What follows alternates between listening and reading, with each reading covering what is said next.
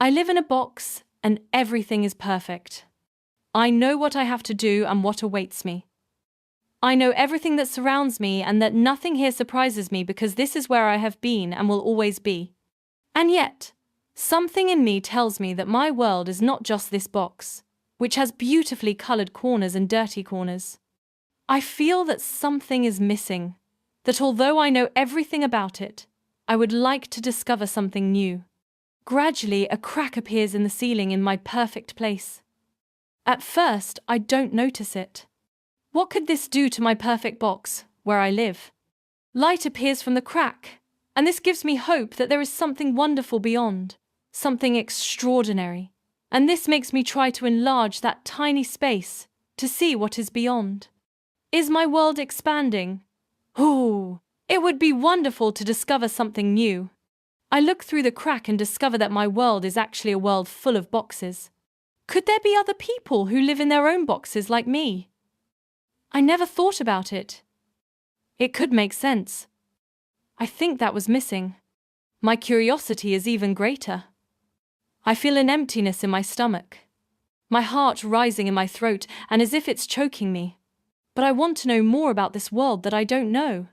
This is probably how it was supposed to happen, to get to know my box and then to want to know more. I force the walls around me that surround me, and finally, my box breaks. Now I can get out of it at any time. This world is strange. In my box, everything is colorful, while here it's white. At first, the white is beautiful, but after a while it scares you because the space expands far too much into this non-color. I knew my place very well. I was even sitting comfortably in my green, brightly colored armchair, under my fake sky but of a blue that gives you the impression of colossal heights. I think with my small light bulb, but that illuminates me enough to see myself as I am. This time I experience a feeling unknown to me until then. Insecurity. In my small place, in my perfect world for me, I could be in control. I am the master, and I know exactly who I am, what I do, and what I will do. While here, I don't know if I dare to step, because I don't know what I'm stepping on. I don't know if I should go forward, backward, left or right, because I don't see and don't understand what's there. Now I'm thinking for the first time, there are many options, and yet I don't know what will happen to any of them. I realize for the first time that I like control, or maybe I like the thing I've gotten used to. I prefer to stay still to think. At least that way nothing bad will happen to you. And I sat and sat. I sat next to my box looking outside and nothing happened. Probably nothing bad will happen to you even if I move. What's the worst that can happen? I'll always have my eyes on my box, and if something happens, I know that I'll always be safe there. And so I took my first steps into the unknown. The more I walked, the denser the white became, and it seemed to surround me like a fog. And behind me the box remained a shadow, a dot, a ghost of my past that began to realize that it was time to pass on to the other world. In front of me, there were now thousands of boxes, smaller, larger, but colorless. Probably their color was inside. And I told myself, let's try a box to see if someone answers me. I choose one about the same size as mine and start knocking. Who is it? A slightly hoarse voice answers me. Who should I say I am? I am my box. I am this form that allows me to know the world. I am my mind. I am my feelings. Or maybe I am all of these. And a strange ah sound comes out of my mouth. No, I don't understand who you are by a name. Are you more than that or just that? More than that, and if you were to get out of the box, you would see. I am fine here, and besides, I am not sure that it is good to get out. You might not be worth my effort. Prove that you are worth it, and then you will see what I do. What nonsense. I'm standing here in front of this box, and I'm the one who should take the next step. And what would you like me to do? Tell me about your box, about your form, about your mind, about your feelings. And how can I be sure that the one inside is worth it? I have no say? I'm in an insecure world here, and the box man is plunging me even further into insecurity. Okay, but will you do the same if I do this to you? I don't know. We'll see. What do you mean we'll see? It depends on what I say. What would he want to hear? Only the good things? I'm with both the good and the bad, and this coward challenges me to tell him only the parts that suit him.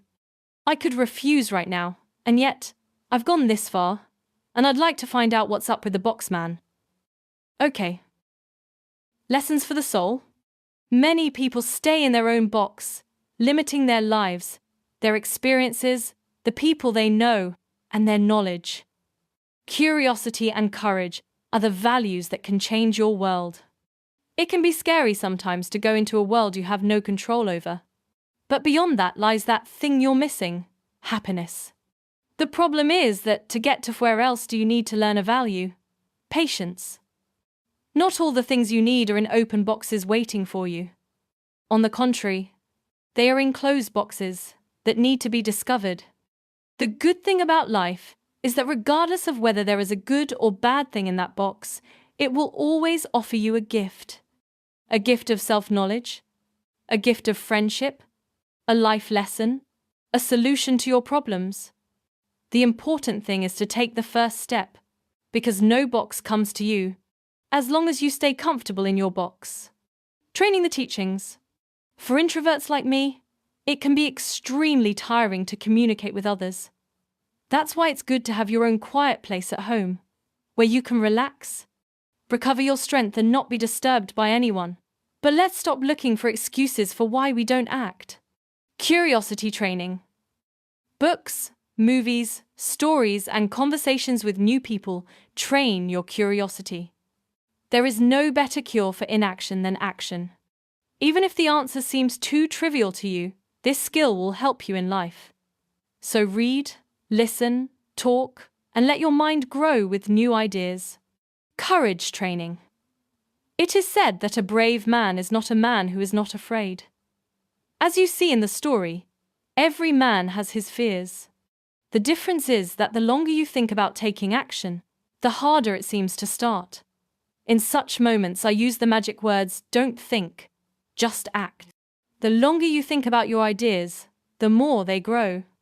Your head hurts, your throat and mouth are dry, you start to sweat, your hands shake, your heartbeat keeps increasing, your negative thoughts keep increasing. And all that can save you is, don't think, just act. When your mind gets in your way, listen to your heart because it is always right. Patience training. Do you still remember the children's song? Don't get upset because it's not good, neither for those around you, nor for you. Count to 10 inches your mind, and maybe it will pass. 1, 2, 3, 4, 5, 6, 7, 8, 9, 10. For me, this patience exercise is the deep breathing exercise that helps you feel the upset but let it pass. You reconnect with yourself, with the present. You return to the reasons why you want to do what you want to do, and you remember that some things are harder to achieve. Just as seawater has the power to crush stone and change it over time, so too can we achieve great goals as long as we remain constant in action. Thank you for listening, Master of the Mind. Keep exploring our content to unlock greater self-awareness and harmony. Subscribe for more insights.